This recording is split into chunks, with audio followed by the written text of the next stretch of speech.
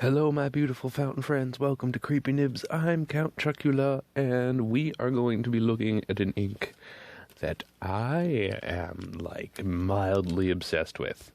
This is a TWSBI ink.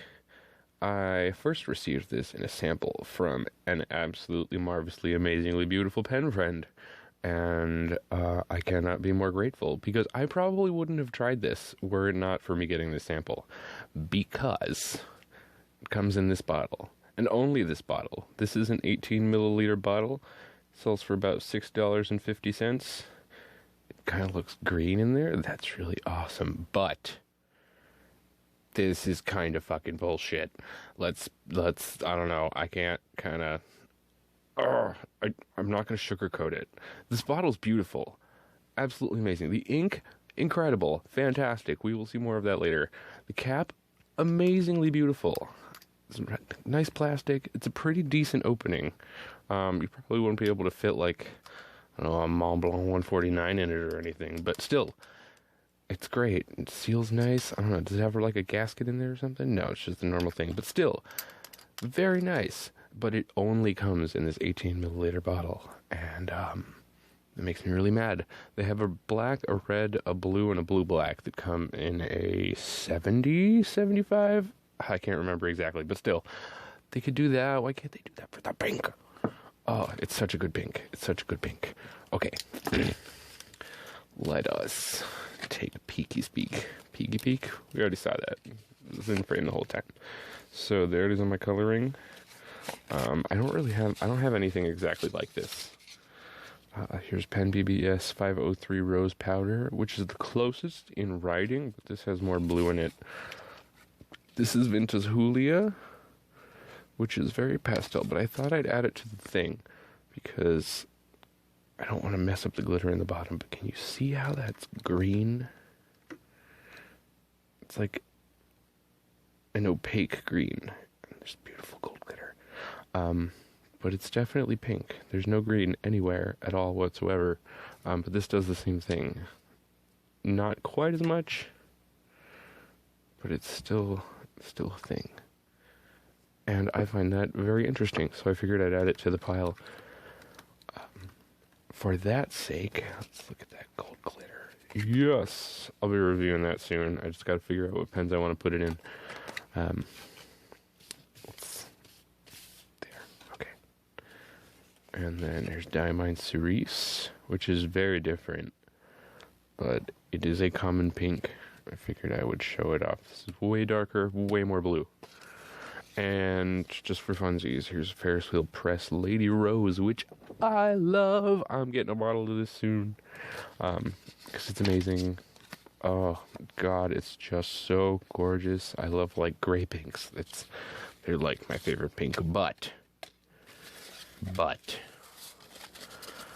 this is my favorite straight up pink. Which is why I am very sad that it does not come in a larger bottle. Here's my water and bleach test. It's very interesting. It didn't totally obliterate it, which is pretty awesome. That's a 1/3 bleach solution, which I wrote with a zebra G nib and a dip pen. And then I did a couple drops of water there. And it looks the same. The bleach does what the water does. You still see a pale pink behind. Nick Stewart technique thing. It's not very interesting. We'll take a look at the chromatography in a second. But it's very beautiful. It's not a complex pink. It's just straight up pink. And I kind of like that because that's exactly what this ink is. This is straight up pink. There's no undertones in it that I can really see. Maybe yellow. It's not on the yellow side of pink. Maybe it's not showing up exactly right on camera, but still, this is amazing. It is a beautiful color. Chromatography. Here's the normal one. The way you're supposed to do it. Line of ink instantly in the water. There's up where the water went up to, so there's not a lot of ink in this ink. It's not, but it doesn't go crazy. Here's the one where I let it dry, and it is virtually identical. except it's maybe like half a shade darker. But there's like kind of like a gray underneath it, but it's just straight up pink the whole way through. So that's neat. That's cool. Like that one up to there too. So it's not like I'm trying to deceive you. But yeah, it's straight up pink. Straight up pink. Alright, pens used for the paper test. I figured it would only be appropriate to use my two TWSBIs.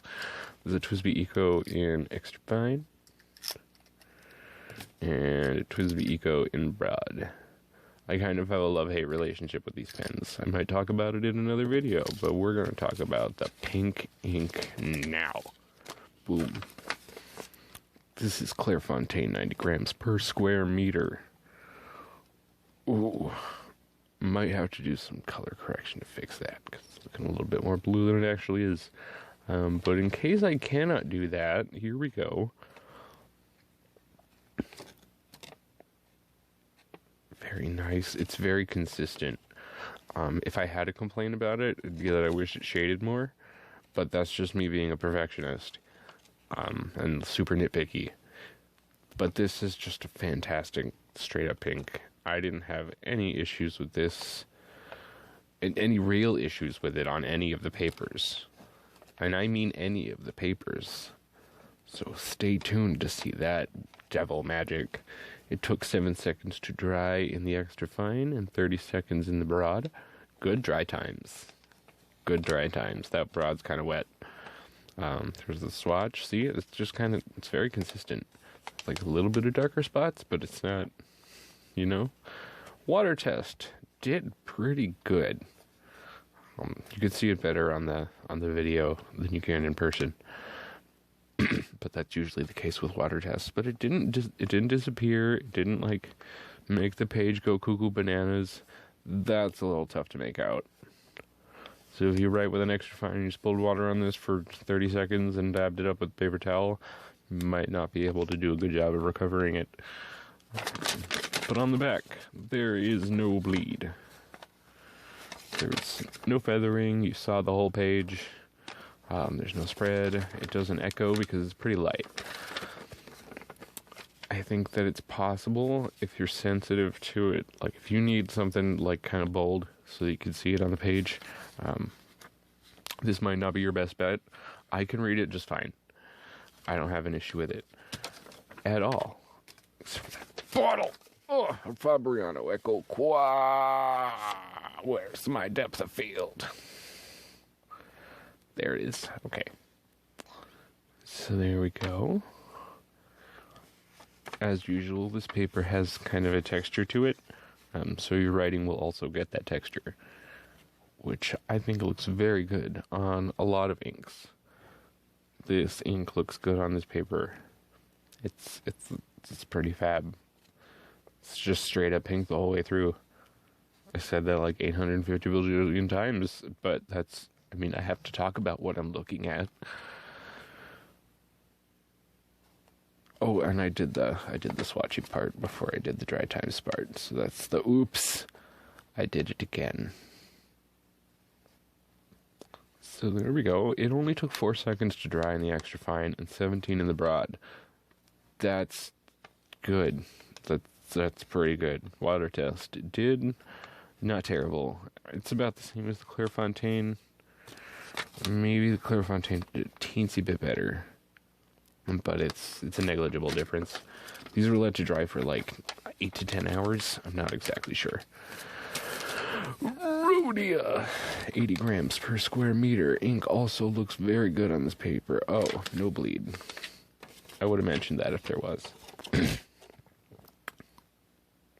Same thing. See, if the Fabriano's got a different kind of coloring than the Rhodia does. Rhodia's brighter white. This one leans more towards the cream. It's not cream at all, though. But it's, you can really see how that changes the way the color looks on the page. Brings out certain spots and subdues others. It's kind of magical. But yeah, performed very well the whole way through, all the way, the whole way through. That's the catchphrase for today. It only took 4 seconds to dry in the extra fine, 19 seconds in the broad. It's a kind of, I don't know if I'd call it wet. but it flows perfectly.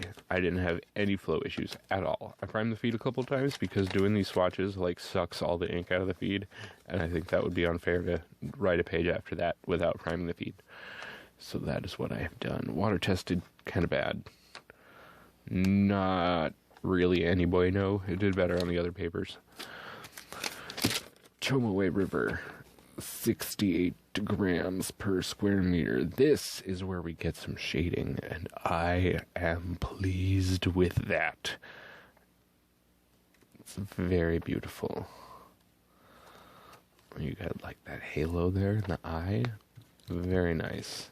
This is the cream paper, BT Dubs. I mean, it doesn't shade a lot. You get some shading in your printing, but usually you do get shading when you print with fountain pen ink.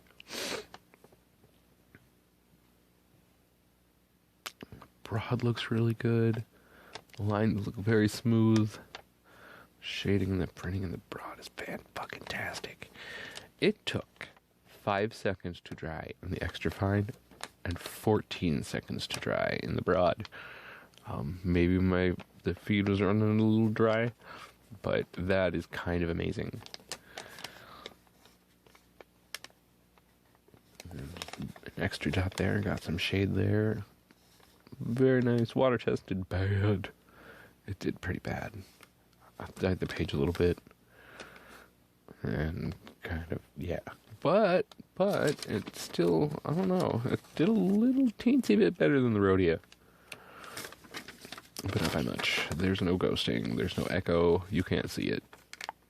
As you can see by not seeing it. Very nice. Here's the 52 gram white or ivory. I don't know exactly what to call it. I have seen both. We got more shading in that printing. Yes. Oh, I love this paper. It's very fantastic. I don't really know what else to say about it, really. That the way that kind of halos around all that broad writing is fantastic. I love that so much.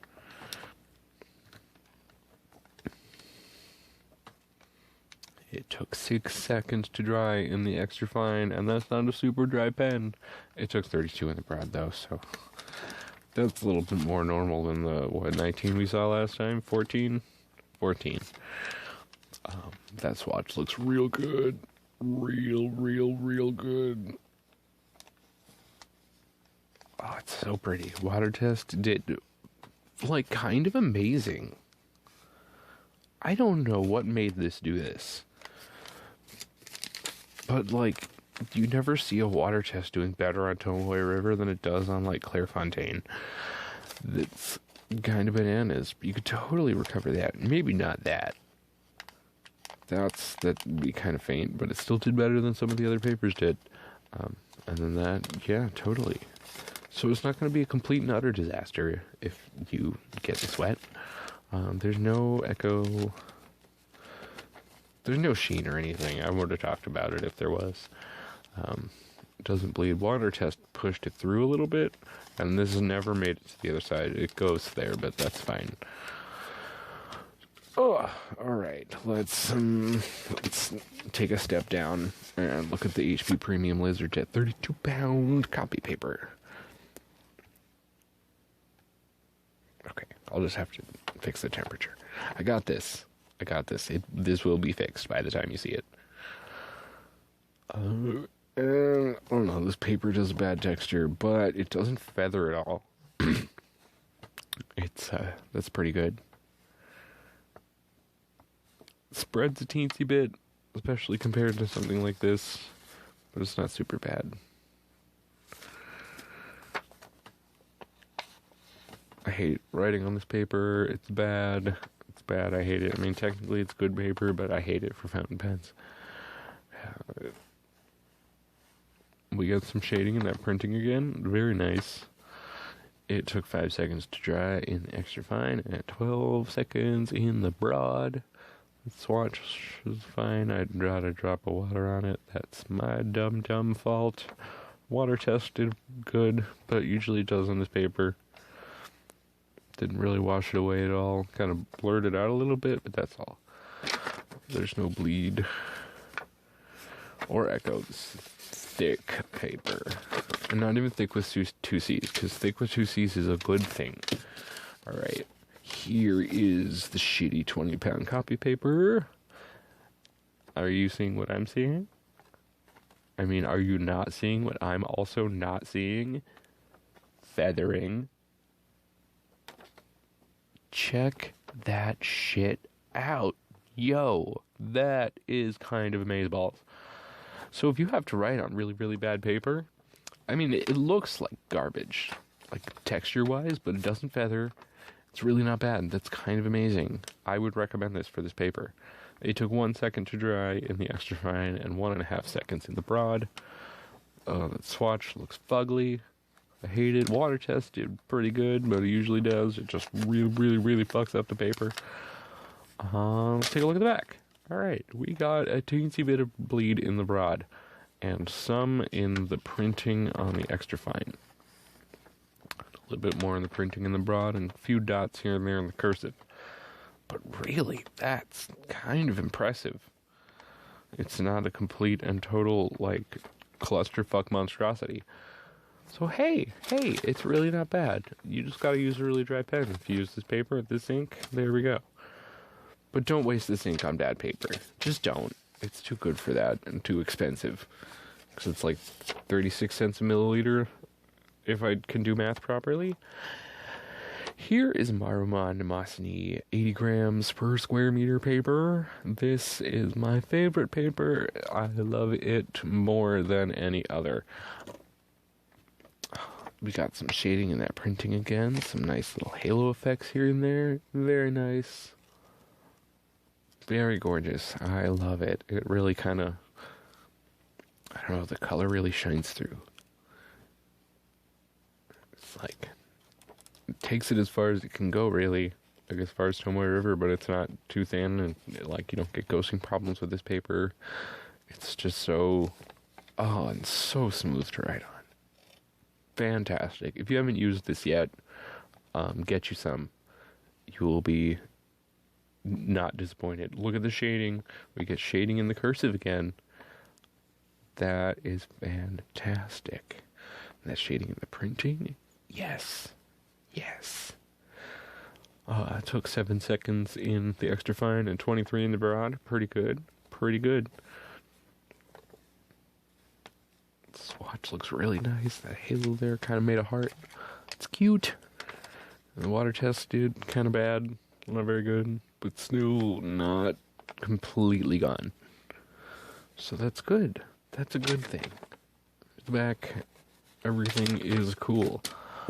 I don't really have anything else to say about this because I don't. I really like this ink. I wish it came in a bigger bottle. This might be my favorite shade of like straight up pink. So if you've been looking at this and being like, I don't know, that's kind of dumb that they only sell it in an 18 milliliter bottle, get it anyway.